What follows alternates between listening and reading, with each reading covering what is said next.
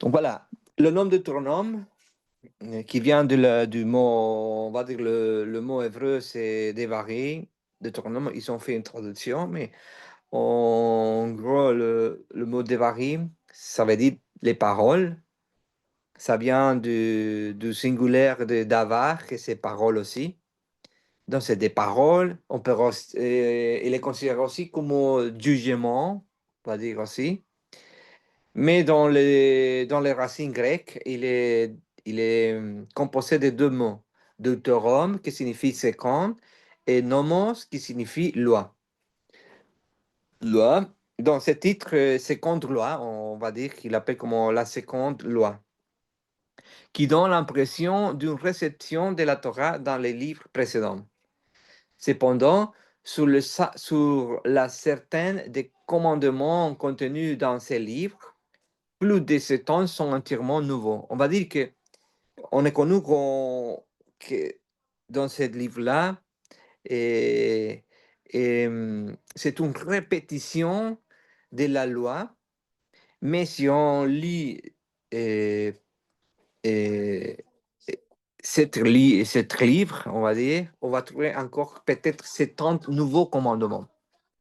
Donc, peut-être c'est pas une bonne, une bonne traduction du mot, on va dire, du livre, une interprétation du livre, en disant que c'est la répétition de la loi. Donc, on va voir peut-être plusieurs lois, des nouveaux lois. Voilà. Donc, l'importance du livre de Devarim réside dans le fait que le Tout-Puissant instruit son peuple de manière particulière sur la manière d'entrer et de demeurer en terre promise. Le peuple d'Israël est situé à l'est du Jourdain. Si nous cessions de considérer ces livres de la Torah comme des livres historiques et comprenions qu'ils constituent aussi des instructions pour les présents, afin que nous croyons puissions entrer en terre promise, nous accorderions plus d'attention aux détails qui nous mèneront assurément au but. Torah, ou loi en grec, signifie enseignement ou instruction du Tout-Puissant. Avant de poursuivre l'étude de la Torah, et plus particulièrement de ces livres si importants, demandez-vous ou posez-vous la question si la phrase suivante, répétée jour après jour dans les églises chrétiennes, a du sens. Par exemple, ils disent qu'entre être sous la loi, c'est être sous la malédiction. Ceux qui suivent la loi sont sous la malédiction. Attends, ya va. Julia. Ok, ça va. No, mais Ruben, disculpa. Attends, laisse-moi, Ok, Julia. Ouais, Julia vient chercher la petite, comme ça on continue. Alors, je répète. Il y a des phrases suivantes qui se répètent jour d'un jour dans l'église chrétienne, dans les églises chrétiennes. En disant, ils disent, être sous la loi, c'est être sous la malédiction. Ceux qui suivent la loi sont sous la malédiction. Nous sommes libérés de la malédiction de la loi. C'est ça qu'ils disent, etc. Remplaçons maintenant le mot loi par son véritable sens. Alors, au lieu d'utiliser le mot loi, on va utiliser le mot instruction. Par exemple, ceux qui suivent les instructions du Père éternel sont sous la malédiction? C'est une question, non? Vraiment, non. Ou nous sommes libérés des instructions d'Adonai? Pas du tout. S'il vous plaît, n'est-il pas de temps d'ouvrir les yeux et de réfléchir? Yeshua est la Torah vivante. Il est la parole d'Avar, d'Adonai, fait homme.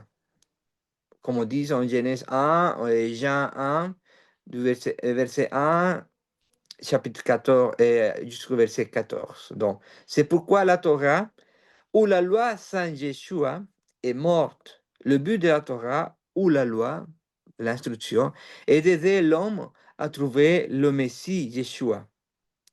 Et le but et l'objectif de la Torah, dans Romains chapitre 10, 4, 10 de la suivante façon. Car la fin de la Torah, c'est Yeshua pour la justification de quiconque croit.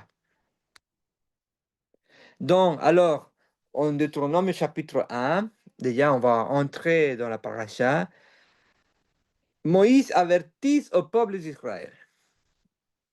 Ils disent, voici les paroles que Moïse adressa à tout Israël de ce côté du Jordan.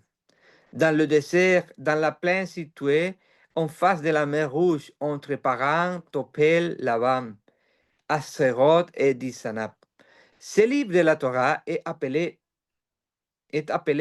Mishnah Torah, ou seconde Torah, dans le judaïsme. Il est intéressant de noter que le verset 1 est plus long dans le Targum qu'en hébreu, et il précise que Moïse commence son instruction à Israël en rappelant les événements négatifs survenus dans chacun des lieux mentionnés. La désobéissance d'Israël en chaque lieu a eu des conséquences négatives pour le peuple et Moïse tente donc de lui transmettre un message clair. Si vous obéissez, protection et bénédiction vous accompagneront. Mais si vous désobéissez, malédiction et ennemis surgiront et vous détruiront. Dans les Targum, les paroles de Moïse adressent à tout Israël les réprimand à cause de leur mauvaise conduite dans le désert et parce qu'ils avaient irrité Dieu dans la plaine devant la mer des roseux apparent, la mer rouge, pardon, apparent, où ils calomnieraient la manne et à Asseron, où ils irriterait Dieu parce qu'il servait les voleurs. Dans le verset 2, il y a 11 jours de voyage d'Oré à Kadesh Barnea par le mont Seir. Que s'est-il passé à Oré? Oré, autrement dit, c'est aussi le mont Sinaï, dans Exode chapitre 3, verset 1. Là où la Torah fut donnée, mais c'était aussi un lieu de conflit. En Exode chapitre 17, verset 5, dit, l'Éternel dit à Moïse, passe devant le peuple et prends avec toi quelques-uns des anciens d'Israël. Prends aussi en main ta berge avec laquelle tu as frappé la fleuve et va. Voici, je m'éteindrai devant toi là sur le rocher doré. Tu frapperas la rocher et de l'eau en sortira et le peuple et le peuple boire. Moïse fit ainsi en présence des anciens d'Israël. Il appelle ces lieux Massa et Meriba à cause de la querelle des enfants d'Israël et parce qu'il tentait l'Éternel en disant, l'Éternel est-il au mieux de nous? On n'y est-il pas? Note importante. Qu'est-ce que la source de vive, la Torah? Yeshua prétendait être la source de vive, par conséquence, la Torah vivante. Et qu'en est-il des cadets varnéens, le lieu où le prince d'Israël ont rendu un mauvais témoignage, c'est-à-dire le lieu où les 12 espies, je ne sais pas comment on dit en français, les espias. Attends, je vais chercher ici. Espía. Attendez. Ah, ok. Je suis espías. Ah, les espions. Voilà. le lieu où les espions d'Israël ont rendu de mauvais témoignages sur la terre d'Israël. Rappelons-nous que seuls Josué et Calais, qui dirigeaient désormais le peuple, ont pu entrer dans le pays parce qu'ils croyaient en la promesse et à l'immense puissance de l'Éternel, et non à ce qu'ils avaient vu 40 ans dans le désert pour leur désobéissance.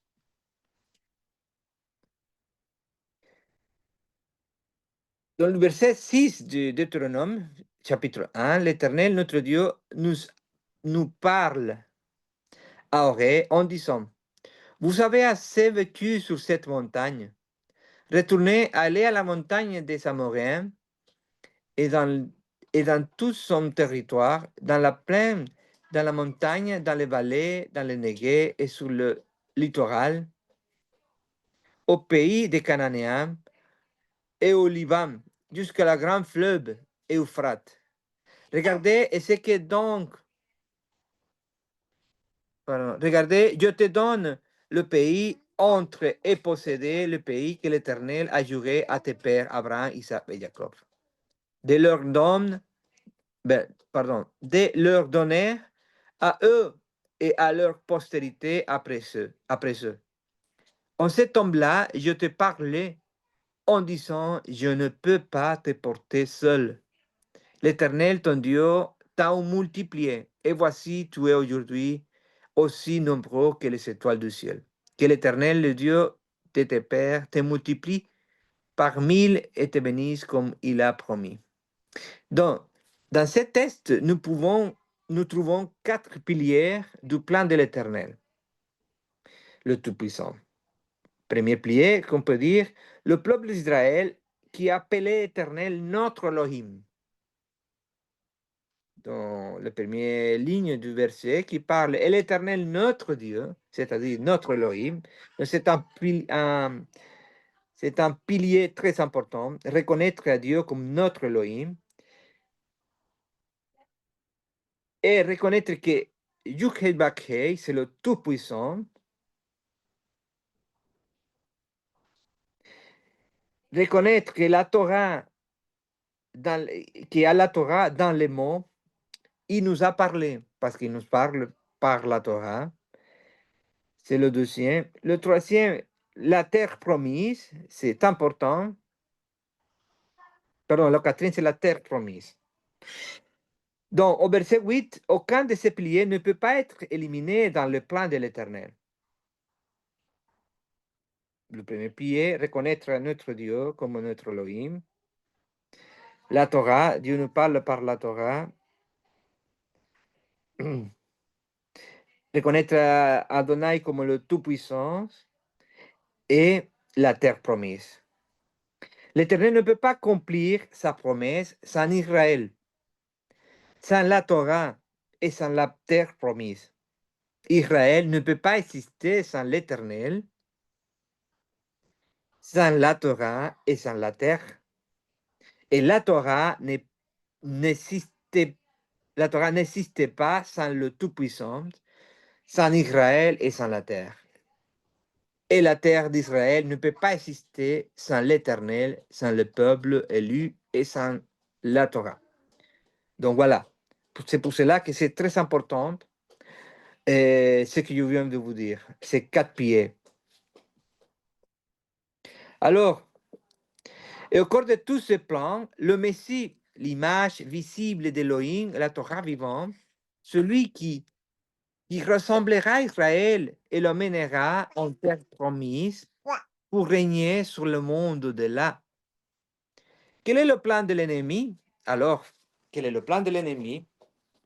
Détruire l'un de ses piliers, et tout. Enseigner qui obéir à l'Éternel, c'est être sous la loi, sur un temps désobligeant, que le peuple est un autre qu'il n'y a pas de Torah et qu'il n'y a pas de terre promise.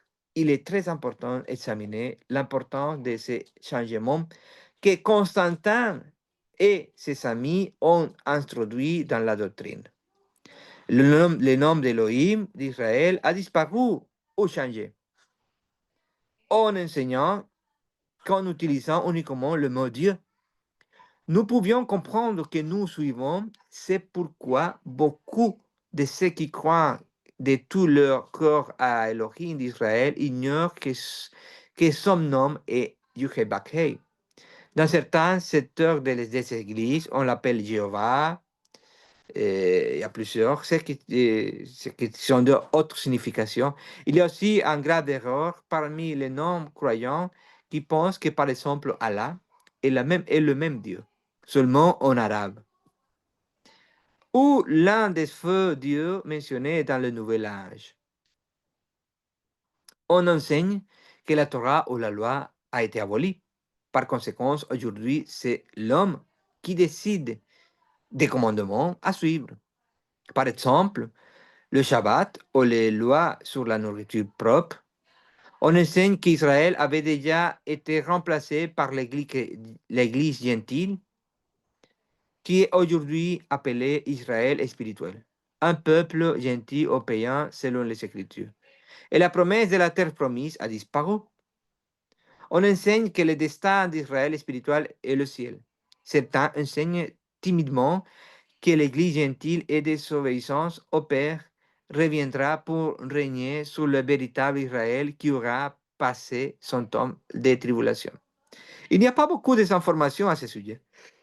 Réfléchissez alors, mes amis, que reste-t-il du plan de l'Éternel? Soit vous vous attachez aux piliers des Écritures, soit vous suivez la voie de l'ennemi. Il faut choisir.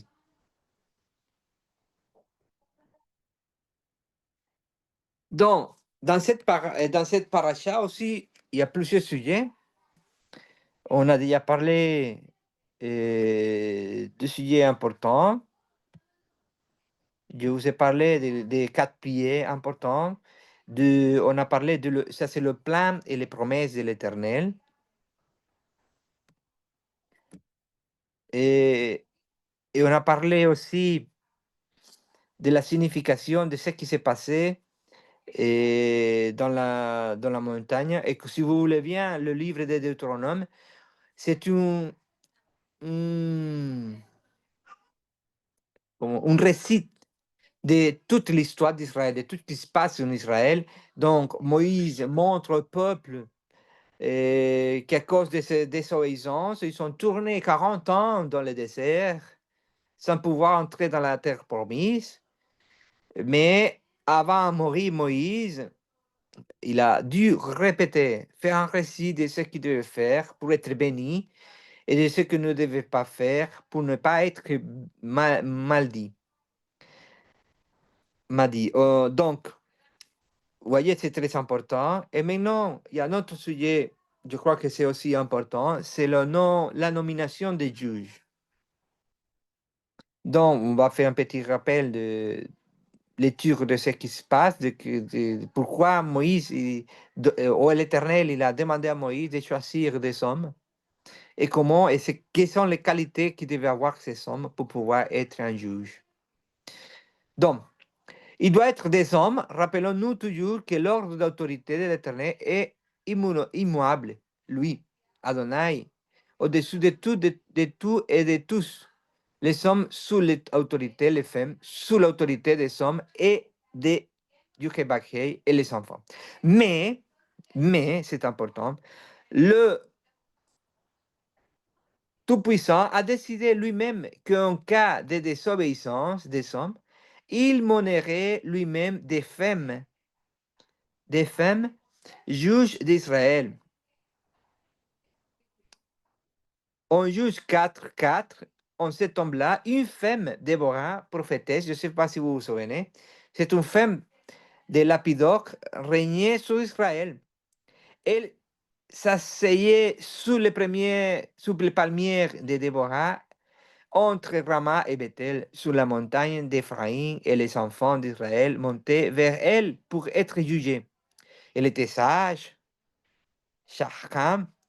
Cette condition s'applique aux personnes dotées de discernement, de sagesse, d'intelligence, de préparation à la Torah, de prudence et d'éthique, compréhension connaisseur de la parole de l'Éternel, capable de discerner le saint du profane. Éloquent, espère, avec connaissance, avec réparation, qui a prouvé sa capacité. Dans la justice, que font les juges? La justice, est-ce que cela signifie? La justice est ce qui est juste, quelle que soit la personne qui porte plainte ou qui est en conflit. Un juge d'Israël, de l'Éternel, ne peut pas être personnaliste. Il ne peut favoriser un ami, ni juger un ennemi, même un innocent. À quel point sommes-nous loin de toute puissance? On le constate dans la justice que nous appliquons et que nos juges appliquent. Quand on perd l'objectivité, on est loin de ce qui est juste, de ce qui est de ce qui est juste. Pardon. Il est très important de comprendre que pendant la nouvelle alliance ou alliance renouvelée, une équipe de personnes est également nommée par la volonté de l'Éternel pour nous permettre d'apporter un message de salut aux brebis perdues de la maison d'Israël. Et le témoignage de Yeshua à tout le peuple Pardon. Dans 1 Corinthiens, chapitre 12, verset 28, l'Éternel a établi dans l'Église d'abord des apôtres, ensuite des prophètes, troisièmement des docteurs ou des enseignants, puis de ceux qui font la sanité, des guérisons, et ceux qui administrent dans le ministère, des auxiliaires, on m'a dit, des hommes qui parlent les langues. Dans Éphésiens aussi, dans le chapitre 4, verset 5, un seul Seigneur, une seule foi, un seul baptême, un seul Dieu et Père de tout, qui est au-dessus de tout, parmi tout et en tout. Mais à chacun de nous, la grâce a été donnée, selon la mesure du don de Yeshua. Et lui-même donne les âmes comme les apôtres, les autres comme les prophètes, les autres comme les évangélistes, les autres comme les pasteurs et les enseignants, pour le perfectionnement des saints et en vue, de l'œuvre du ministère et de la édification du corps du Christ ou de Mashiach. Jusqu'à ce que nous parvenions toute à l'unité de la foi et la connaissance du Fils de Dieu, à l'état d'homme fait, à la mesure de la stature parfaite du Mashiach. Mais notez pourquoi ces dirigeants ont été nommés. Dans le verset 14, disent, dans Éphésiens, on continue, afin que nous ne soyons plus des enfants flottants et emportés à tout vent des doctrines, par la tromperie des hommes, par les ruses des complots trompeurs, mais que professant la vérité avec l'amour, nous croissons à tout égard, et celui qui est le chef Yeshua, sur quoi est basée l'œuvre de ces dirigeants. Sur quoi? Sur quoi est basée l'œuvre de tous ces dirigeants, de tous ces leaders, des apôtres, des enseignants, des pasteurs, de la parole de l'Éternel, la Torah, la vérité. Que dit, pardon, et je vois, ok. Quelle distorsion nous avons de nos jours, l'enseignement des hommes est considéré comme la vérité contraire à la volonté de l'Éternel. Souvent, des doctrines sans base biblique remplissent les chairs des faux enseignements. Un exemple, la théorie de dispersation, la quête de prospérité, des décrets, etc. Le corps du Mashiach a besoin de chacun d'être eux pour porter le message, mais nous devons tous nous tenir fermement à la parole du Tout-Puissant, sans dévier ni à droite ni à gauche, en gardant toujours l'esprit, ce que nous étudierons bientôt. Personne ne peut pas changer un commandement.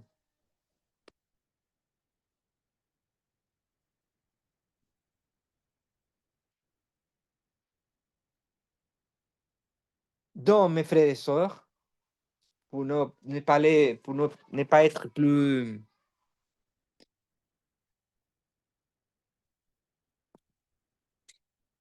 long dans cet petit enseignement,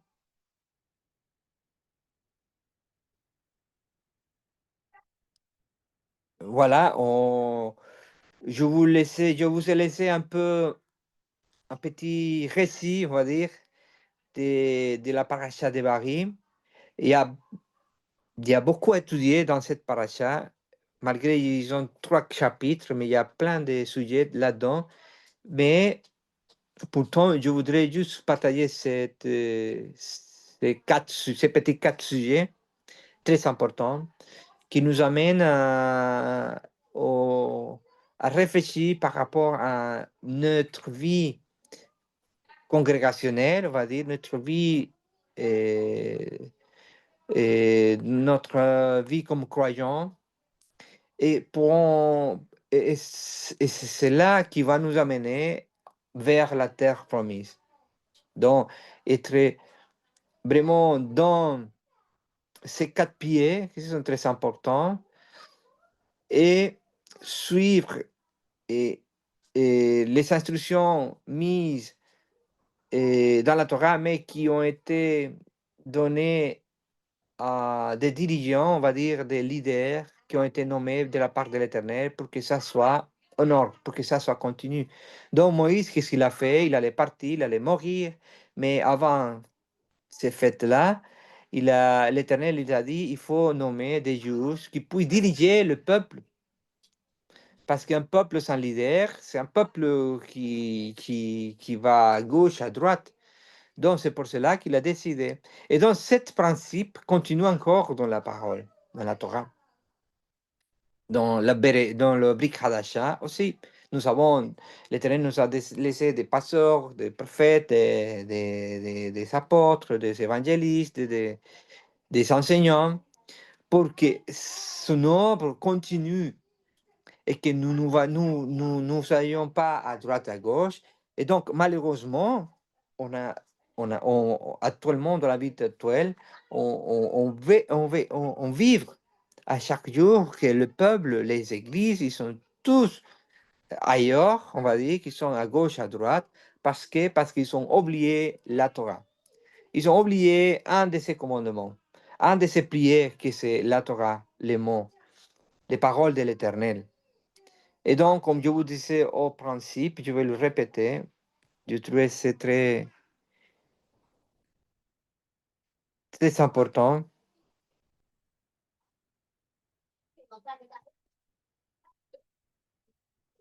Et je vais répéter, je ne sais pas où les aller, mais... Voilà, comme je vous disais, dans ces 4 piliers, aucun de ces piliers ne peut pas être éliminé dans le plan de l'Éternel. L'Éternel ne pourra accomplir sa promesse sans Israël. Donc, c'est pour cela que c'est important Israël, son peuple, il est important. Et sans la Torah et sans la terre promise. Israël ne peut pas exister sans l'Éternel. Sans la Torah et sans la terre, la Torah n'existe pas. Le Tout-Puissant d'Israël. Sans Israël et sans la terre et la terre d'Israël ne peut pas exister sans l'Éternel. C'est-à-dire que tout est lié.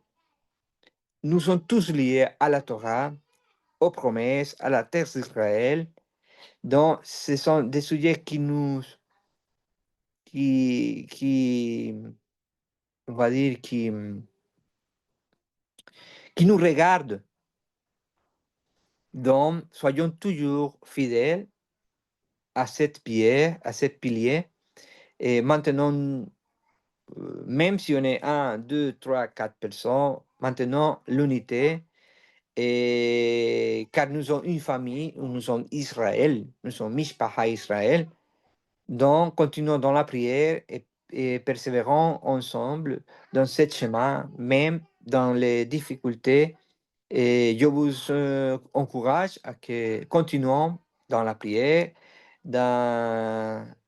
parce que la récompense, il viendra.